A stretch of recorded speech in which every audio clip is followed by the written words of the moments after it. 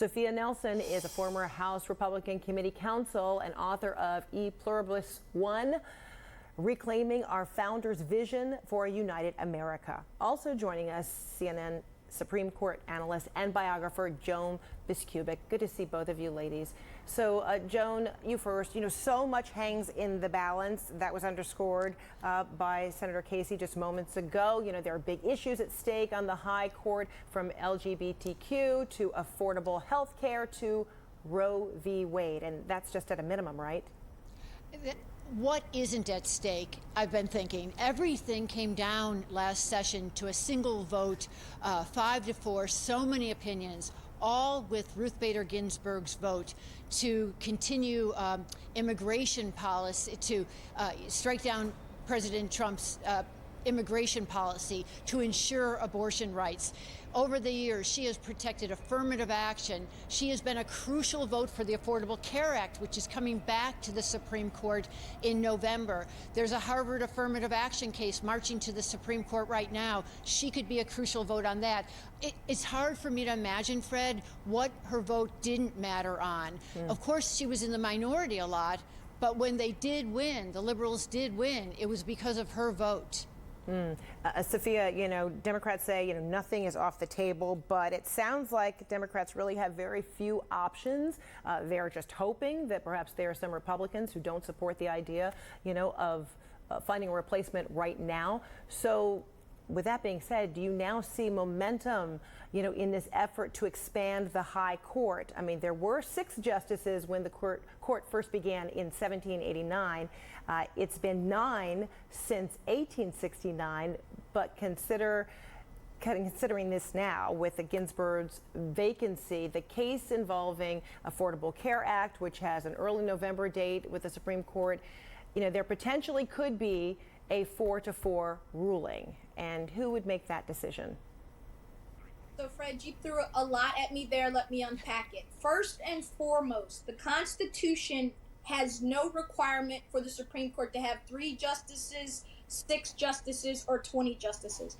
That number can be set, so that's certainly an option for the Democrats. But this is going to rest squarely with the Republicans, Fred. And it's been 104 years exactly since Justice Hughes died in 1916 and was replaced within 144 days by Woodrow Wilson of that election. 104 years, which is the precedent that Mitch McConnell cited in 2016 when he said Barack Obama would not be able to put his pick on the Supreme Court, even though it was 269 days out, I think it was. So the Republicans look ridiculous. They look hypocritical. If they push this through, let me say this, I think there's going to be a backlash for them at the ballot box. They can end up losing the Senate over this. So I think they need to make a decision about whether they're going to be people who honor their word and the standards that they set, or they're going to do something entirely different 43 days out from an election. And by the way, Fred, people have already started voting. Here in the Commonwealth of Virginia, we started voting yesterday. So this election is already underway. Yeah. But do you see real momentum behind any kind of expansion of the U.S. Supreme Court? I do. And I led with that, which is I think that the Democrats, if the Republicans do this, and I think that I think that Mitt Romney, Lisa Murkowski and Susan Collins have all pretty much already let you know where they're going to come on this. They need one more Republican to shut this down.